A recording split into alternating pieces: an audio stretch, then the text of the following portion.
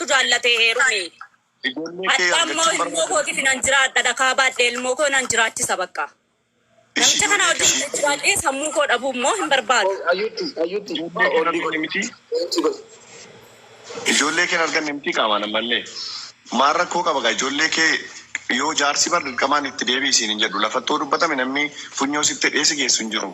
Digalee kanaafi ilmoo kee iddoo jaarsaatti dhufee jaarsi laalee rakkoo jiraate ijoollee kee faana murteemsii murtaa'ee barbaadan ijoollee keessan rabbisinii guddisu tokko tokko qooddattanii guddifachuu dandeessu. Yookaan immoo yoo walii galtaan atiif inni ijoollee kee lamaan isitti kennee yookaan isatti kennitee waliin gargalgaluu dandeessu. Ija mucaa kana arguun jibbee jechuun tarii jabbuu dandeessanii mirga keetii gifti koo garuu utuu qaamaan haasa'amee namni si cinqee ana laafinnatti siin fudha barbaachisaa ta'e nama 1700 irratti yoo ofii keetiin barbaanne anatti keetti si kuteetaniyyuu eerpoortii si geessee gara bakka barbaadeetti si gaggeessa jimmarraa fakkiin sitti maal digalee bakka ani jirutti yoo jaarsummaan sun dubbatame. Kanaafi yoo dhuftee naanii na dirqisiisu humnaan waan kanatti godhu jette kanan dogoggorini namni humnaan si dirqamsiisu hin jiru. Garuu ijoollee kee yaallatta ijoollee keetiif jettee kana hunda dhamaate waan ta'eef qaamaan dhuftee walii mattanii waan wal amansiisu war jiraate wal amansiistanii ishee yoo walii galtan yoo immoo waliin amansiifne innis ijoollee faana kophaatti rakkachuu atis yaada ijoollee keetii rakkachuurraa bakka tokkotti haasa'amee addaan galuutu barbaachisaadha dheetan yaada qabaanii yoo si mufachiise dhiifama. Galatomi Abdisha ulfaadha Oromoo akka moltanii Abdi Mubarak hayyuu fi jirtu nagaadha. Kullamaan boru walitti isin fidu jechuudha. Kanaafuu har'a dirqamsiisnee isin galchinu yaa otoo hin taane maaltu na baasa boru ijoolleen kun na gaafatu moo nan gaafatanii abbaan keenya eessa naan jedhu moo hin jedhanii abbaa hiyyeessi hin jiru abbaa rakkataan hin jiru abbaan abbaadha haatis akkasuma si galee haati takkaadha abbaan takkaadha. Kanaafuu lafatti gadi bu'ee wanti kuni walitti dhuftanii qaama tokko waggaa lamaaf warra keetti kennuu dandeessa. Boru garuu mucaan kuni dhaabiif teessuma si dhoowwa abbaa koo fidii siin jedha si galee akkasuma abbaaf illee haadha koo fidii jedha inni illee otoo biratti guddisee jechuudha. Kanaafuu haalli ijoollee kanaa si yaaddessuu qaba dhiisaa waa'ee keessan amma almost dubbii umayyuu siin jibbisiisaa jira waan ta'eef walitti deebi'aa akka sadeen inni dhiifama siin jechaa jira. Ati immoo waanuma sana dhaga'uuyyuu hin barbaaddu. Garuu ilmaan kee kaleessa si arganii dheengadda utuu si arganii si falatu ijoolleen kee humna qabanu malee hin beeknu jedhani gaafa jalqaba dhufee abbaan kee abbaan manaa keetii boo'u hin beeknu jedhani dhugattee baddeen jedhani lakki jennee yaada jijjiirre borsaa keenya wareegne of wareegne amma immoo erga carraan kun argame dhaqiitii alaabinatii nan fudhu ergaa abdiin jedhe uummata nama 1700 irratti.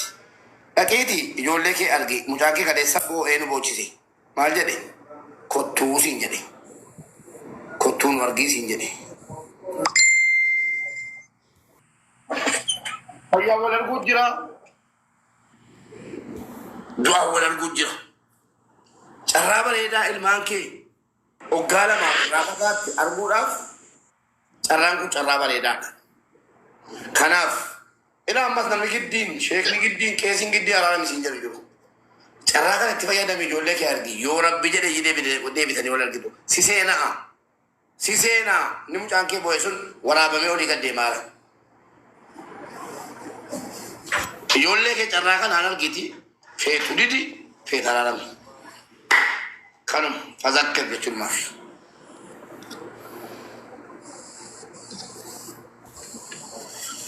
Yaabbo maal goote madeessite ati? Abdiisa baay'ee galatoominaa jiraadhu obboleessa koo umurii dheeradhu jettisaa baay'ee bareedduudha. Garuu achi dhageessa ana haasa'u musliimaadha nama biraa miti. As taa'eessa anuma miti. Ijoollee koo yoo ta'e nan ilaala ishi. Garuu isaa wajjin araaramuun gonkumaa hin jiru. Isatti deebi'uun hin jiru. Ilmoo koo nan ilaala. Ilmoo kootiif jiraadha. Ilmoo koo nan jiraachisfadha. Ilmoo koo irra jiraadhe. Garuu isaa wajjin araarasaa hin barbaadu nagaati. Anatu jiraata ammas itti galee dhaqee madaa sanatti deebi'uu hin barbaadu ani isinitti jala muree himeera ammas taanaan achi dhaqee waan intiniin taaneef isa sazimi jedhee halaafinnetii fudhadhu achi nageessa as nageessi hin jedhu waan nagaati nama wanti si haasa'u deddeebi'amus jechuma tokko haasa'u jechuudha hin jiru. Buusan mataa Mubarak Mube. Oo. Inna ture. Yoo dhufte yuun gargaaru kana bora harka keessaa fudheera. Rabbi nagaa isaanii abuusuu galatooma. Nagaan waaqayyoo isiniif haa ta'u abdii akkam jirtu? Billee tobarbu. jiru fuuldura irratti wanti gattaa'amee jaarsi haasee abdii yoo sii kenne itti fufta. Yoo abdiin siin kennamne yoo wanta jaarsi siin jedhe teessee fudhattaadha kan dura jirame abdiin already keessaa baay'ira waan ta'eef sana deebinee dubbachuun barbaachisu. Angaruu waan tokkoon dhaamsan siidhaa dhaggeeffadhu. Abiriishiin ijaan arguun qabu natti jettu dogoggora guddaadha. Ijoolleen kee jaallata yoo ta'e ijoolleen kee abbaa isaanii barbaadu fedha abbaa isaanii hawwii abbaa isaanii akkuma haadha isaanii jaallatan abbaa isaanii jaallatu. Bor ijoolleen kun akka isaan abbaa isaanii argine gochuuf deemaa jirtati. Tokko kan jala murisitti maan dhugaan jiru. Biyya nuti jiraannu kana keessatti abbaadhaaf haati wal dhabuu danda'u. Waan irratti waliin galle qabaachuu danda'u. Waan tokkoof garuu yeroo hundumaa irra darbanii miidhama isheenis miidhama ishee irra darbite innis miidhama isaa irra darbee sababa ijoolleedhaaf wal ergu walii bilbilu waliin maraatu. Namni keenya sammuu barante utuu qabu akka ammaa imitti jiraata namni keenya. Amma ijoollee kanatti jaallattu wayyaatti bittee wayyaa siniin bita kana siniin bita jaalala miti kun. Haadha akka taate amma taatee jirtutti hawwiin ijoollee kiti borimmoo isaa amma imimmaan siif buusan borimmoo abbaa isaaniif imimmaan buusu ijoolleen kun. Ammas bu'aa booddees boossisuuf deemaa jirtu ijoollee kana. Kanaaf kan siin jedhamaa jiru amma dhaqiitii itti gali jiraadhu namni siin jedheen jiru. Abdiidhaan alattis yoo namni si qunnamu jiraate dhaqii gattaa'e namoota wajjin haasa'i yoo si abdachiisee abdii si laate keessi keetti boqote itti fufi jireenya kee yoo ta'u baate immoo yeroo fudhadhuutiin murteessi malee nuti gargar isin baasuudhaaf hin dhumne. Mube jecha tokko duwwaan argeeffadhu. Ijoolleen kun hin sobu malee waggaa tokko booddee waggaa lama booddee miidiyaatti baasanii gargar nuyi kan nun jechuuf deemu. Ofii isaaniitti gargar ba'anii. Keessumaa isheen namatu gargar nu baasi jechuudhaaf deemti.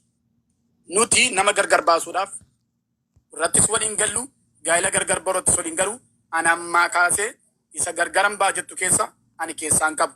Araara yoo ta'e yoo wanti kaffalamu jiraatis wajjinan kaffala.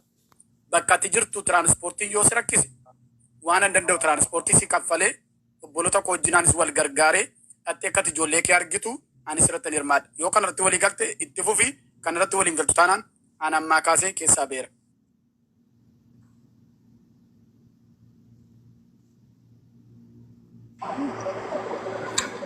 Akkasiin jala murtee akkasiin godhu kan jechaa jirtu abdiin si dubbateera.